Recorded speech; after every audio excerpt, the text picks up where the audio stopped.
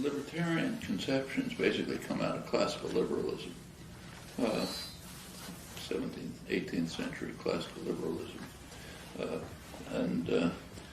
It's the core principles of classical liberalism were opposition to illegitimate authority.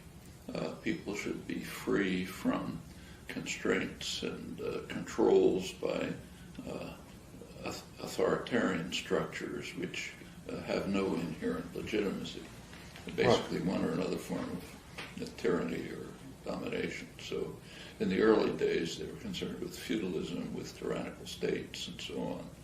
By the late 19th century on through the 20th century, some of the major authoritarian illegitimate structures are the corporate system, the private tyrannies.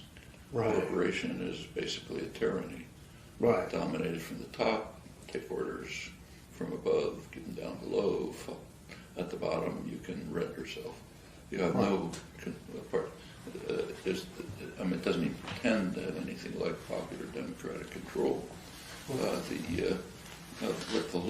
With the so-called libertarian movement in the United States, which incidentally, friends, I often agree with them on that.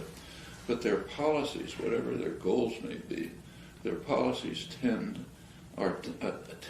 to drive people under the control of the worst possible form of tyranny, unaccountable private tyranny.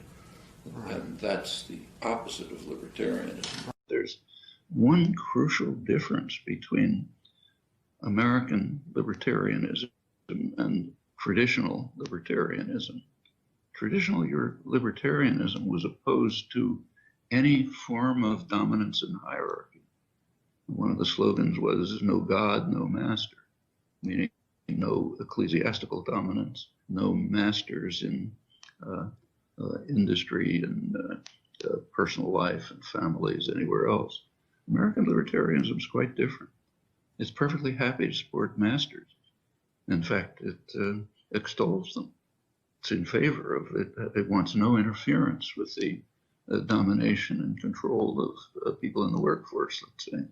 That's very counter to traditional libertarianism, either in Europe or, for that matter, in the United States.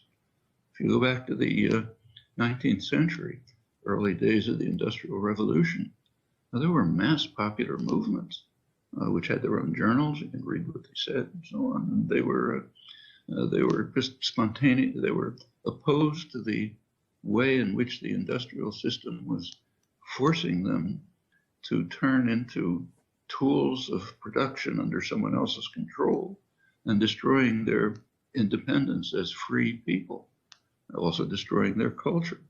Their slogan was, "Those who work in the mills should own them." That was taken for granted. In fact, it was what they called wage slavery, wage labor. They regarded as not very different from chattel slavery.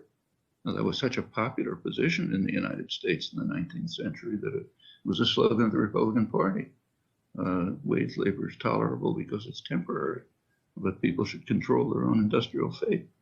This is as American as apple pie and quite different from what's called libertarianism today. These are important things to bear in mind.